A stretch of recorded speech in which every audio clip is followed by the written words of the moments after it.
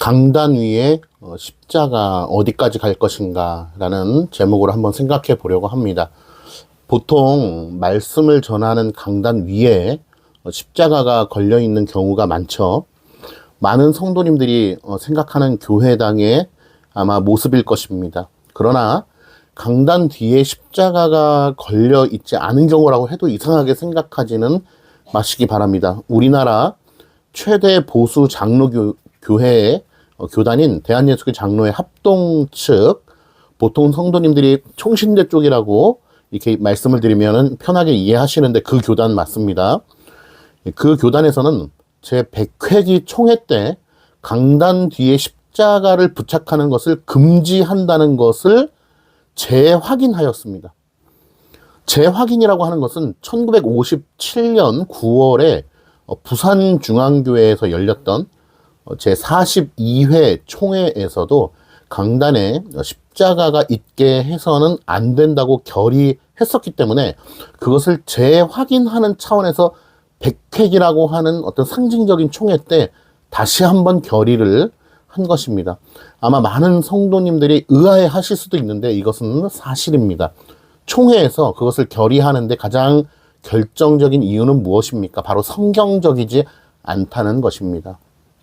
성경적이지 않은 일을 할 필요가 없는데도 불구하고 인간의 연약함은 하지 말라고 하면 더 하고 싶잖아요.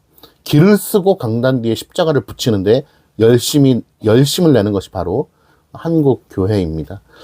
왜 강단 뒤에 십자가를 붙이기를 거절하는가에 대해서는 합동신학대학원 대학교 조직신학 교수이신 이승구 교수님의 글을 제가 몸글에다가 올려놓도록 하겠습니다. 한번 읽어보시고 종교개혁의 후예라고 하는 개신교가, 교회가 어떤 자세로 말씀의 권위를 생각하는지에 대해서 한번 생각해 보면 좋을 것 같습니다. 이것에 대해서는 이미 정해진 결의이기 때문에 더 이상 말할 필요가 없는 것입니다. 그런데 십자가를 붙이기를 좋아하는 사람들의 성향을 한번 살펴보려고 하는데요.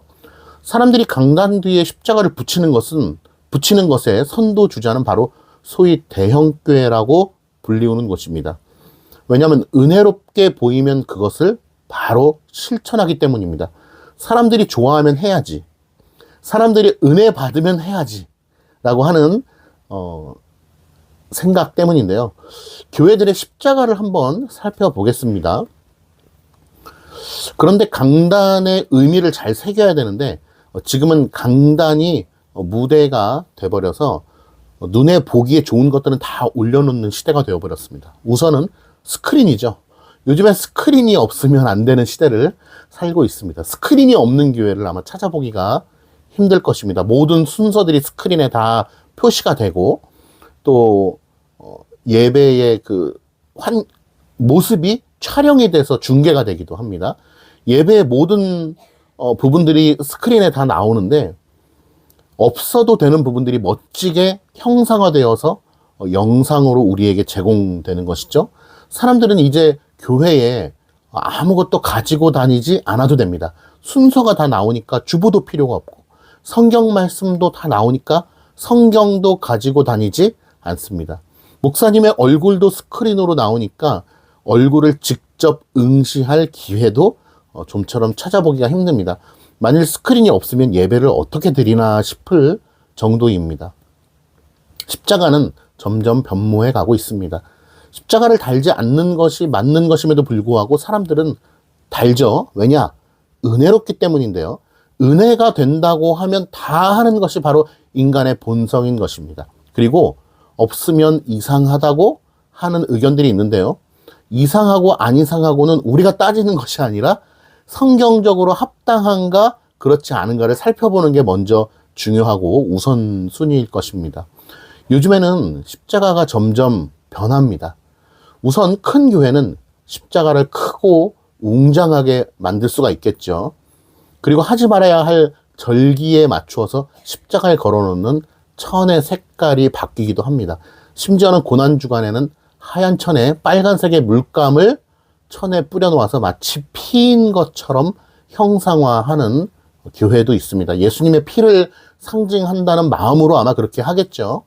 점점 뭔가 리얼한 시청각 교재로 쓰이고 있는 것입니다. 실제로 그 십자가 앞에 가보시면 강단 위에 있는 큰 십자가 앞에 가보면 얼마나 웅장하고 또 은혜가 되는 것 같은 느낌이 드는지 모릅니다. 제가 일전에 올렸던 영상이 있는데요. 당신의 감정이 곧 은혜는 아니다, 이런 영상이 있어요. 그런 영상을 한번 참고해 보시면 좋을 텐데, 과연 사람들이 이야기하는 은혜라는 것이 무엇인지에 대해서 한번 좀 명확하게 답을 가지고 있으면 좋을 것 같아요. 이것은 차치하고 그 큰 십자가를 붙들고 기도하고 싶고 그 앞에서 기도하면 뭔가 기도가 잘 되거나 이루어질 것 같은 느낌이 드는 것은 사실입니다. 느낌적인 느낌이죠. 더 나아가서 요즘에는 십자가가 디자인 형상화 되기도 합니다. 마치 예수님이 매달려 있는 것 같은 느낌의 디자인으로 형상이 되어 있기도 하고, 예수라고 하는 글자를 십자가로 형상화해서 걸어 놓기도 합니다. 이제 종교개혁의 후예인 개신교회 당에도 로마 카톨릭처럼 실제로 예수님이 가시관을 쓰신 조각 모형을 만들어서 매달려 있는 십자가를 걸어 놓지는 않을까 염려가 됩니다. 사람은 결국 성상을 보면 은혜가 되는 것 같은 느낌을 받기 때문입니다. 그러니 은혜는 느낌이 아니라는 것을 먼저 알아야 됩니다. 우리가 느끼는 그것이 은혜라면 우리는 은혜를 오해하는 것이고 결국 제2계명을 어기게 되는 것이기 때문입니다. 그러니 제발 강단 뒤에 십자가를 붙이지 맙시다. 누가 십자가 자체를 숭배해? 라고 하는 사람들이 반문을 하죠. 그러한 해묵은 반문은 이제 하지 않았으면 좋겠습니다. 누가 십자가 자체를 숭상하냐? 누가 예수님의 형상 자체를 숭상하냐? 누가 마리아 자체를 숭상하냐? 누가 베드로 자체를 숭상하냐? 누가 하는 말입니까? 우리는 잘 알고 있죠. 그런 식으로 하다 보면 뭐든지 허용하게 되는 것입니다. 그러므로 바른 신학이 중요하고 그것을 지켜나가는 것이 중요한 것입니다.